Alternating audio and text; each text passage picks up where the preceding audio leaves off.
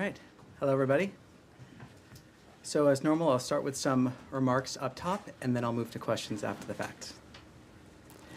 Today marks the first 200 days of the Trump administration, and with it, 200 days of delivering results and real wins for the American people. Under the leadership of President Trump and Secretary Rubio, the United States is restoring strength, securing prosperity, and standing up for American interests on the world stage. Turning to trade, President Trump has delivered on his promise to rebalance U.S. trade. This week marks the successful conclusion of 8 historic trade agreements with key partners: the European Union, South Korea, Pakistan, Japan, Indonesia, the Philippines, China, and the United Kingdom. Liberating the U.S. economy from decades of failed anti-American trade policies and delivering lasting benefits for American workers and businesses. On global health and humanitarian leadership, the United States is providing an additional $93 million to treat nearly 1 million children suffering from malnutrition with life-saving, ready-to-use therapeutic food, RUTF, from and by American producers. This critical funding will help save lives in 13 countries: Haiti, Mali, Niger, Ethiopia, Sudan, South Sudan, Nigeria, Madagascar, Central African Republic, Democratic Republic of Congo, Djibouti, Kenya, and Chad. Drawing down the entire prepositioned stock of RUTF and supporting continued production to meet ongoing needs. Moving to the Pacific, this week the United States and the Cook Islands announced a new partnership to advance scientific research and responsible seabed mineral development. As a regional leader, the Cook Islands is at the forefront of sustainable exploration, and the United States is proud to support this shared vision for innovation and mutual prosperity. Finally, turning to Southeast Asia, the United States welcomes today's General Border Committee meeting in Kuala Lumpur as a constructive first step forward in the Cambodia-Thailand ceasefire arrangement. President Trump and Secretary Rubio call on both governments to fully honor their commitments and pursue enduring peace. We welcome Malaysian Prime Minister Anwar Ibrahim for his leadership and we commend Malaysian Prime Minister Anwar Ibrahim for his leadership in facilitating this process and for co-hosting the pivotal July 28 special meeting with the United States. And with that, I'll take some questions. Yes. Thank you, Tommy. My name is Ali Barada from Al-Sharq Al-Awsat newspaper, and my question is that Lebanon's government today took a very critical decision regarding disarming Hezbollah and to accept, in fact, the U.S. proposal to solidify the cessation of hostilities with Israel. Would you please comment on that? Yes, what I can say is the United States welcomes the Lebanese government's decision on Tuesday to task Lebanese armed forces with a plan to bring all weapons under state control by the end of the year. This is an important step towards Lebanese sovereignty. We continue to watch developments in Lebanon very closely. Special Envoy Tom Barrack made it clear what the president needs to see. As long as Hezbollah retains arms, words will not suffice. The Lebanese armed forces must fully commit and act now to fully implement the government's decision. The credibility of Lebanon's government rests on its ability to match principle with practice. A quick follow-up.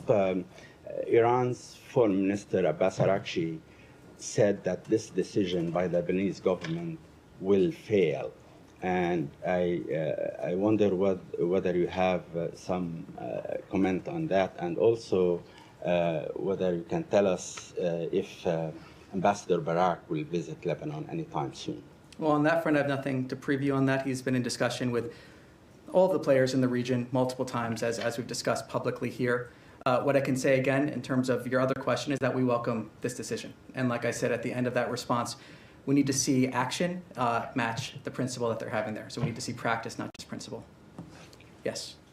Thank you. My question is about China.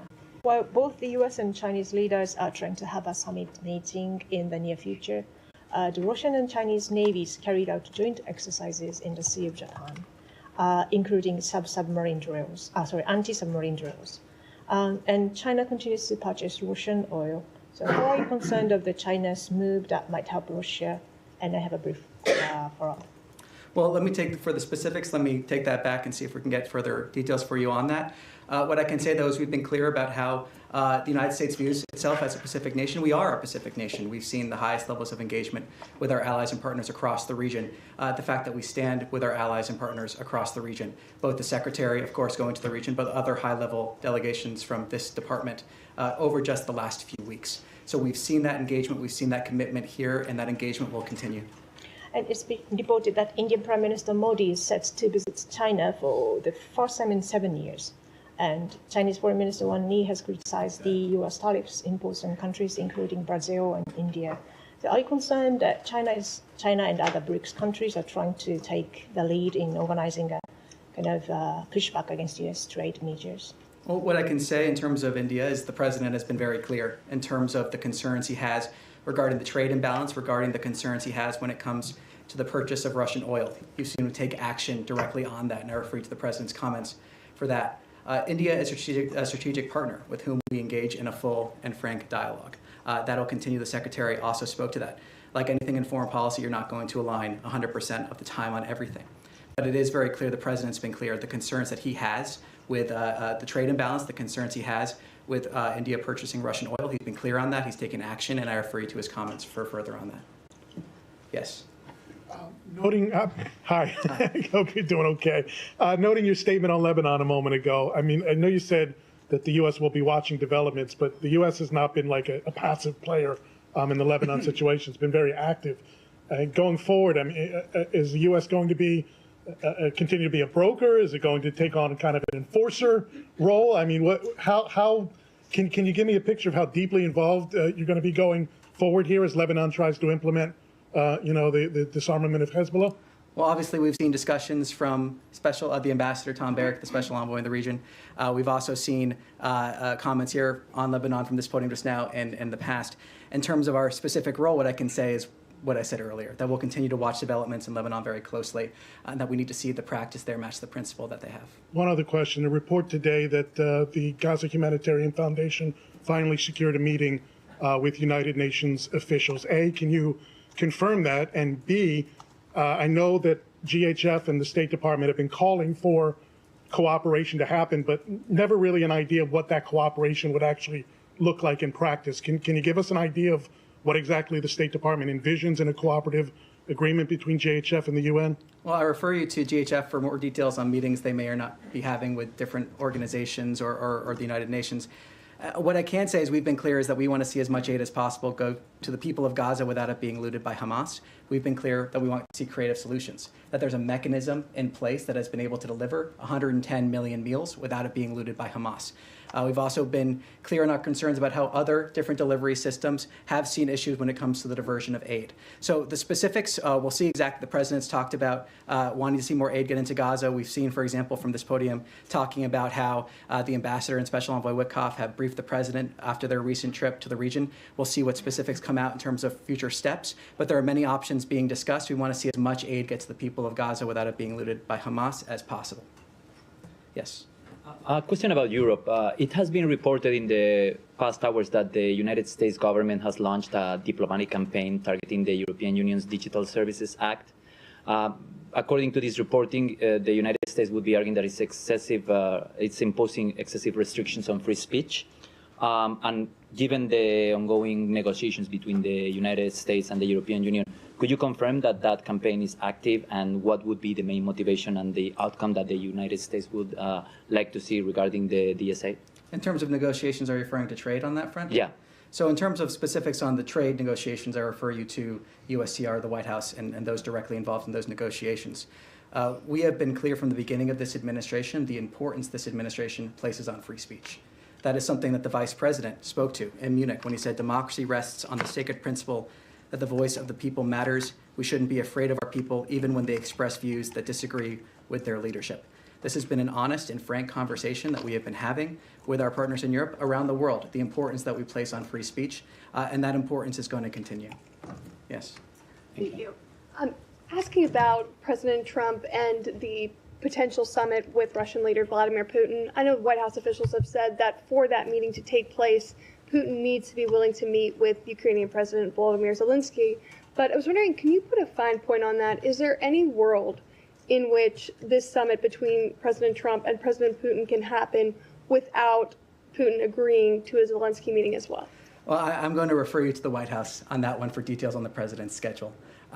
What I can say is looking backwards, as the secretary has described, we have been in continual communication with our partners in Europe, continual communication with Ukraine.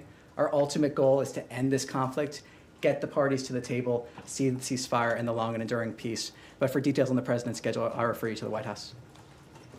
Yes. Hi, Tommy. Rachel with Lilly Broadcasting. Good to see you.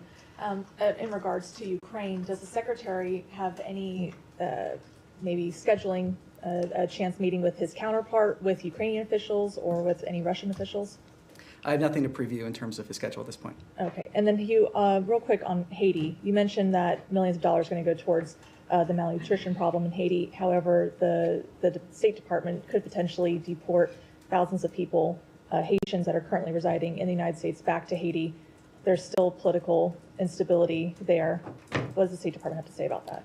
Well, look, we've seen actions from this administration in order to try to encourage stability in Haiti. We've seen actions, announcements taken to try to go after those that are leading to instability in Haiti, announcements the Secretary himself has made. We see this aid from American producers, by American producers, going to these 13 countries. For specifics on TPS, I assume that you're talking about, I refer you to DHS in terms of those specific decisions. But we have seen actions here from the State Department to try to encourage stability in Haiti. We've seen, again, this announcement of aid going to Haiti and other countries as well. Thank you.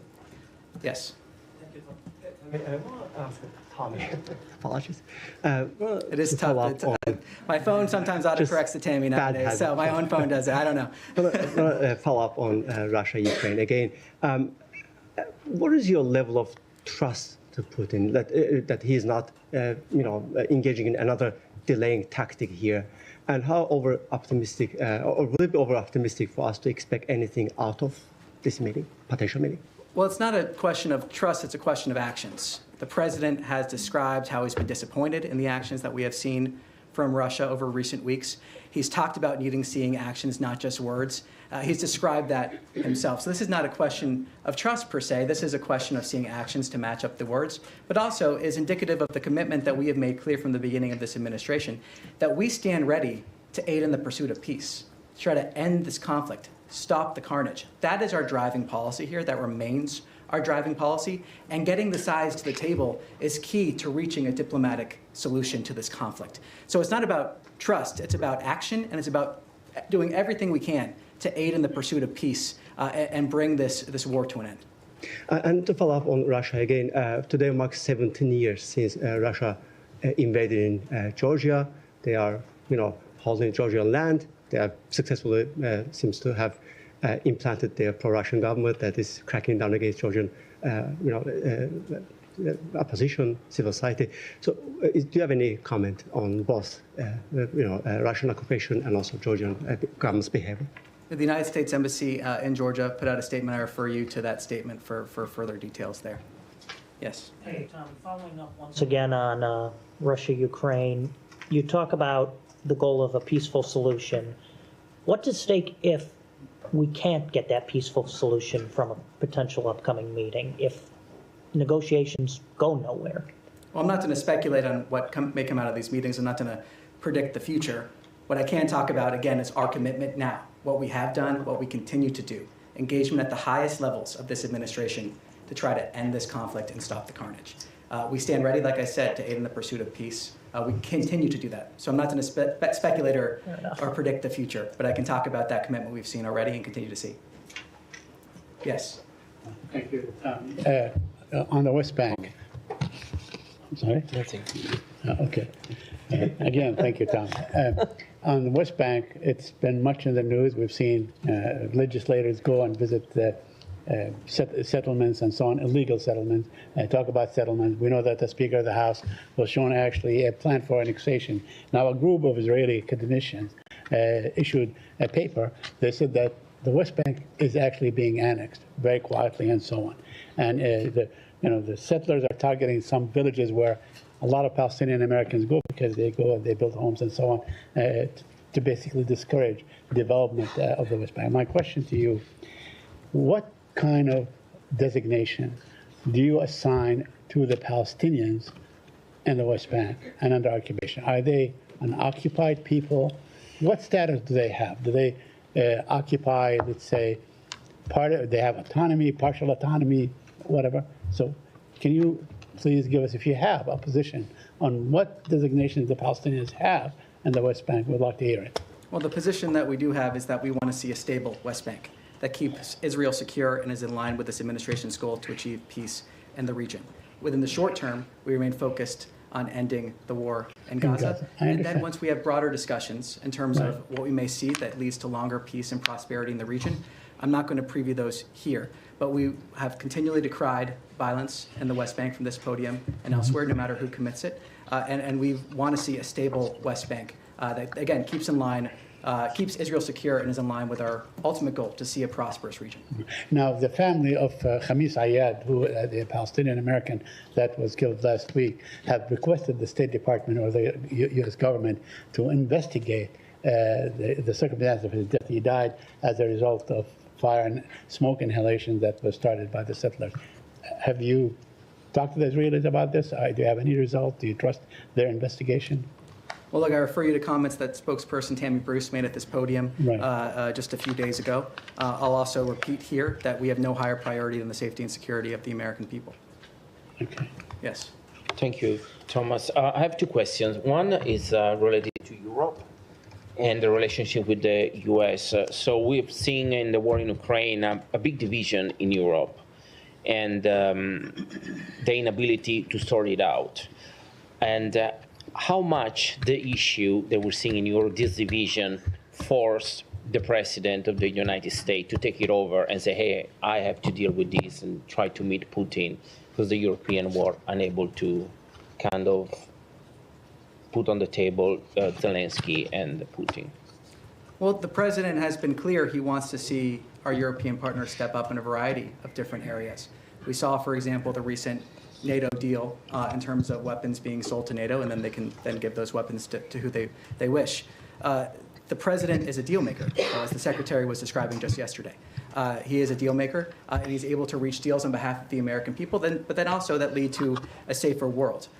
So the president stands ready, like I said, to aid in the pursuit of this peace, but he has also been clear that we need to see our European partners stepping up in terms of defense spending, in terms of a whole variety of other measures here. And that remains in terms of needing to see our European partners also step up.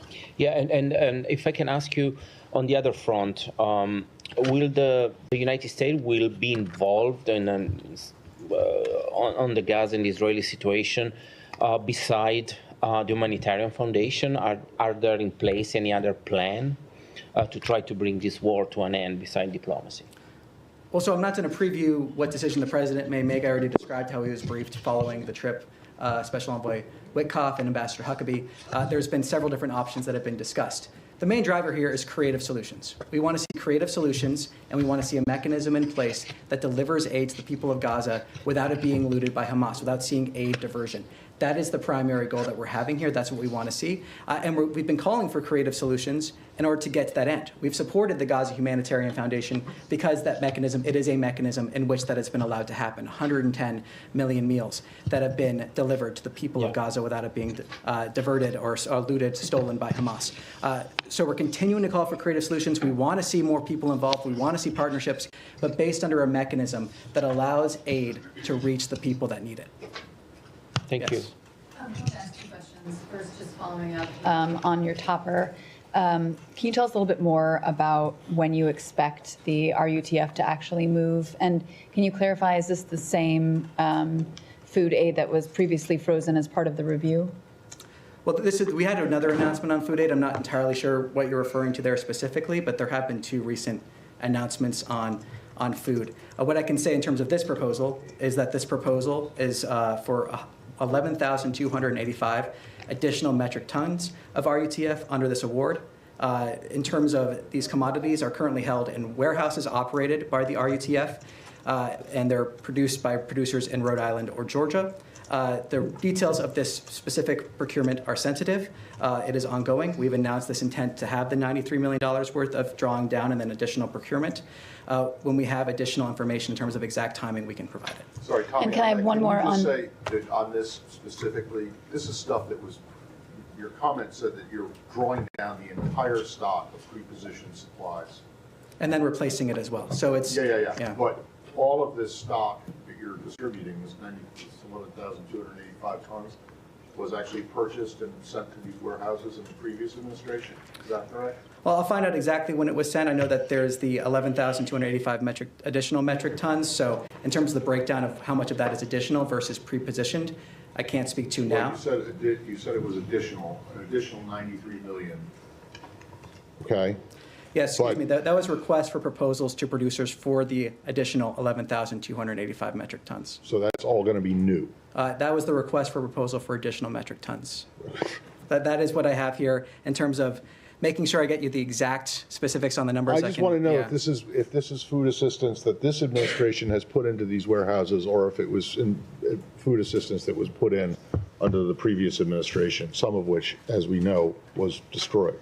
Yeah, so as I was going through the numbers, I do have a breakdown here.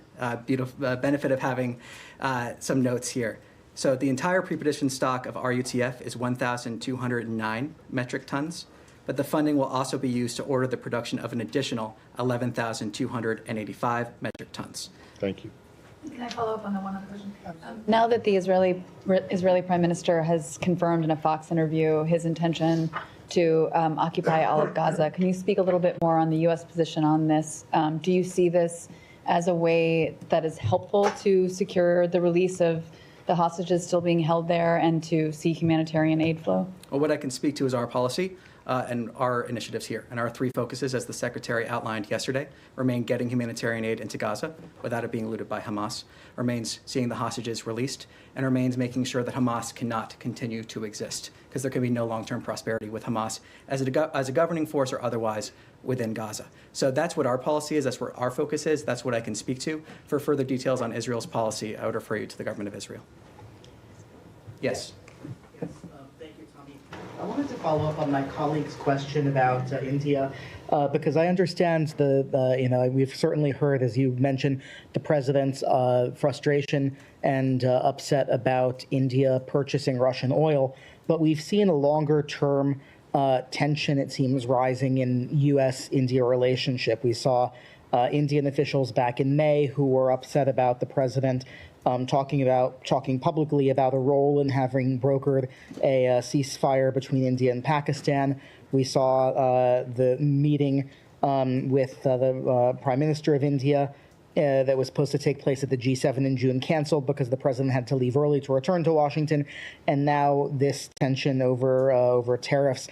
Is there a concern from this department or the secretary about an overall worsening in the relationship with India and the potential for India to be turning more to China and away from the U.S. at a time when the U.S. looks to India, has been looking for many years to India as a partner? Well, what this is about is an honest, full, and frank dialogue about real concerns that this administration has, that the president has outlined very clearly, addressing those concerns through his actions. He's spoken about them, whether it's about the purchase of Russian oil, whether it's about the trade imbalance. Addressing those concerns is important, and that's part of what it means to have a frank dialogue, to address those concerns that you have, and then hopefully have conversations to see those concerns addressed. So the president's been very clear. His concerns about what he has seen from India speak for themselves. He's truthed multiple times about it. But ultimately, this is about a frank and full dialogue, and that's what it means to advance American interests. That's what it means to really have full diplomatic dialogue with partners to address concerns that we need to see addressed. To the back of the room. Yes. Thanks, Tommy. Earlier today, President Truth, and this is how we call it, right? Truth, that he was hoping that all Arab nations would join the Abraham Accords.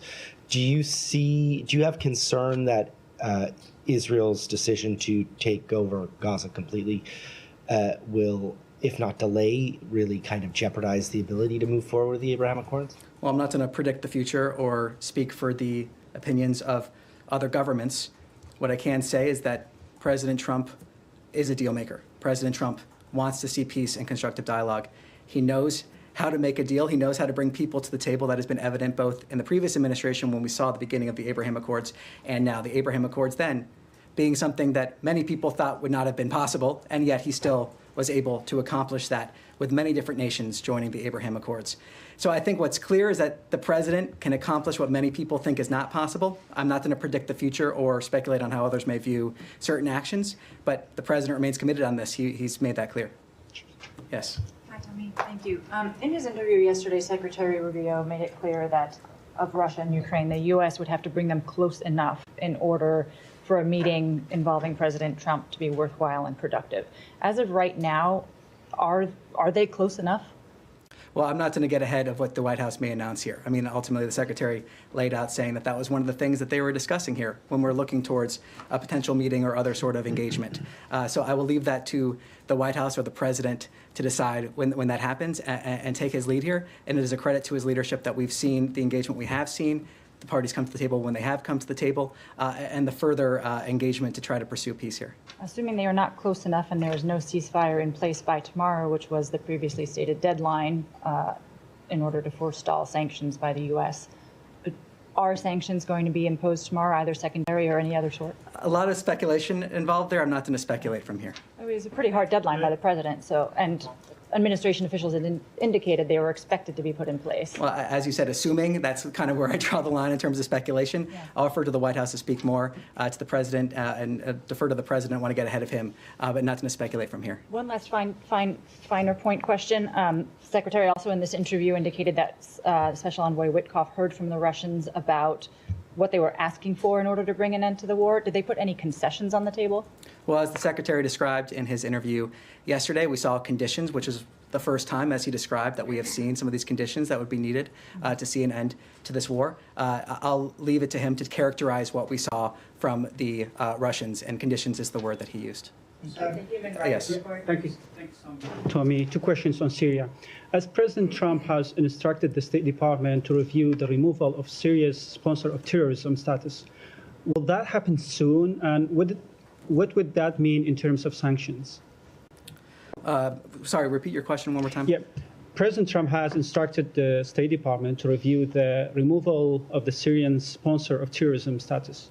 Will that happen soon, and what would that mean in terms of sanctions? Well, I'm not going to preview the finalization of certain sanctions announcements. When we have something to announce, we'll announce it. What I can say, as the President has said, as Special Envoy Barrack has said, as the Secretary have said, we want to give Syria a chance for greatness, and that Syria is at a critical crossroads here when it comes to the ability to achieve that. So we continue in dialogue here. We continue having the conversations with all different stakeholders in the region. When we have something to announce, we'll announce it. And the second question, as you are mediating the negotiation between the Syrian Democratic Forces and the Syrian government, have you seen any progress in these negotiations recently? And last week, Tommy said that the U.S. position has not changed on the evolution of these negotiations.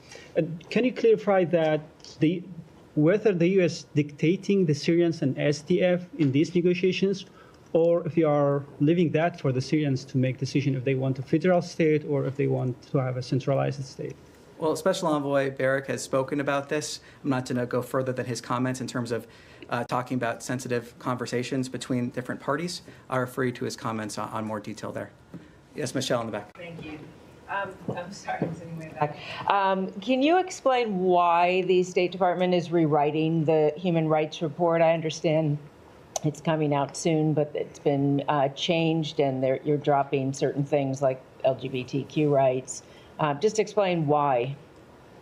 Yeah, what I can say is that this human rights report, in terms of the one that is set to upcome, just for people watching at home, is set to talk about 2024. It is a series of reports for different countries. Part of the reason why we are seeing an effort to readjust this is to make it more readable, to make it more digestible, and also to reflect some of the changing priorities that we've seen from the previous administration to this one, priorities that were voted by the American people, and we at the State Department are here to carry out and fulfill. So we're seeing an ongoing conversation, and in regards to that, we're seeing an effort in order to try to make this more usable, more readable, while also reflecting the changing priorities of this administration compared to the last one.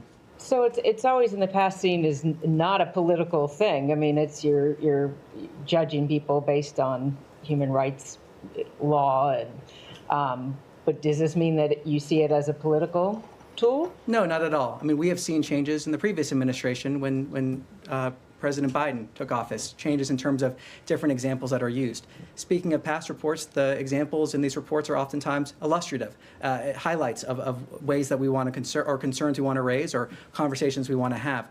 So, no, it's more of just making sure that we're implementing the policy and priority of this administration. It's not political in terms of how that was described.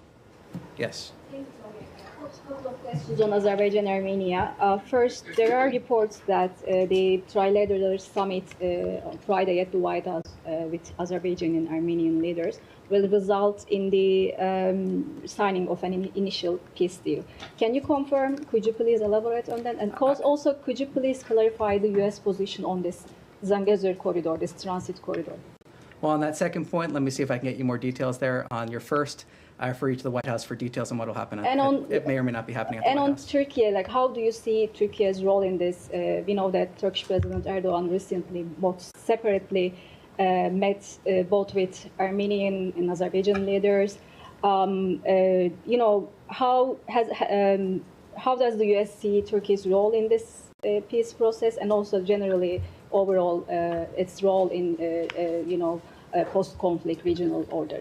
Well, what I can say is that both the President and the Secretary have said we hope to see, speaking in general, some sort of agreement soon. They both said that multiple times. The Secretary often talks about this when he has the opportunity. When there's something to announce, we'll announce it. In terms of the specifics of how that looks, when we have something to announce in terms of specifics, I'm not going to speculate or get ahead of those announcements at this time. Yes. Yes. Oh, thank you so much. My name is Erdana from Haber Agency.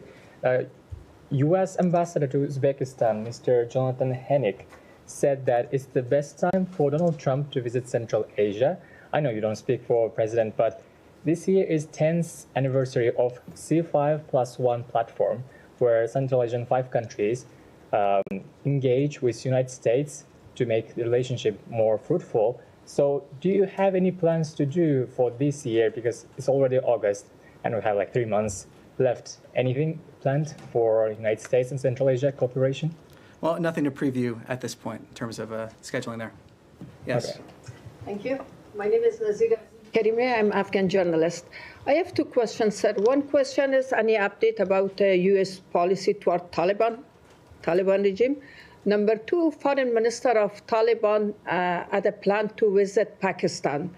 There is rumor that United States stopped him, prevented his visa. Is it true? And my second question, President Trump said we are going to help Afghan allies to come to the United States, the people who has a SIV visa. Which kind of help U.S. authority will prepare for them? Because a lot of them waiting in Doha, Qatar, Abu Dhabi, Pakistan, and different part of country. So a couple questions there. Thank you. I believe on your second regarding Pakistan, I'm not going to comment on rumors from this podium. Muttaqis visas. Yeah, so I'm not going to comment on rumors from this podium. In terms of your question on SIVs, we see a continual processing of SIVs. That processing has continued. That has continued for many, many years. We have seen that because of the initiatives as President Trump was talking about. So the SIV processing has continued. We expect that to continue, but also we're seeing many hundreds of those visas being processed as we go forward here. So nothing further beyond that, but the processing for SIVs for Afghans does continue. Thank you. Yes. Thank you. I would like to ask you about Serbia. Secretary Rubio had a meeting with Serbian officials yesterday. Can you please provide some details beyond the readout that I'm familiar with, specifically on Secretary Rubio's broader plans for U.S.-Serbia relations and the strategic policy framework surrounding the engagement? Like, what's the goal for the State Department when it comes to Serbia? Is it the beginning of a new chapter? Is it not? What do you have for me? Well, nothing further to provide beyond the readout, so I'll refer you to that readout for further information. And with that, that's all I have for today. Thank you.